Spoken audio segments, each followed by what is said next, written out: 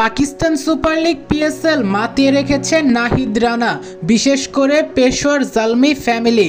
কেননা পেশোয়ার জালমির ফ্যামিলির প্রত্যেকটা ভক্তই নাহিদ রানাকে বলছে সুপার পিক, দারুণ পিক। পেশোয়ার জালমি তাদের ইতিহাসের সেরা প্লেয়ারটা বাছাই করেছে এইবার। নাহিদ রানাকে নিয়ে পেশোয়ার জালমি একের পর এক স্পিড সুপার পোস্ট করে যাচ্ছে, কেননা স্পিড স্টার যে এবার পেশোয়ার জালমির ফ্যামিলি।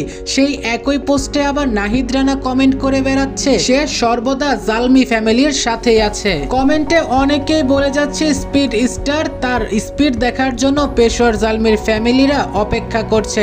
ভক্তরা অপেক্ষায় আছে নাহিদ রানার বোলিং তাণ্ডব দেখার জন্য। শুধু তাই নয়, আপনি শুনলে অবাক হবেন, পেশোয়ার জালমির নাহিদ রানাকে নিয়ে বাকি 5 ফ্র্যাঞ্চাইজি একের পর এক বিশ্লেষণ করেই যাচ্ছে নাহিদ রানাকে কিভাবে ডিফেন্ড করা যায়। কেননা এটা যে টি-20, অর্থাৎ খেলতে হলে দেখে খেলতে হবে না, মেরে খেলতে হবে।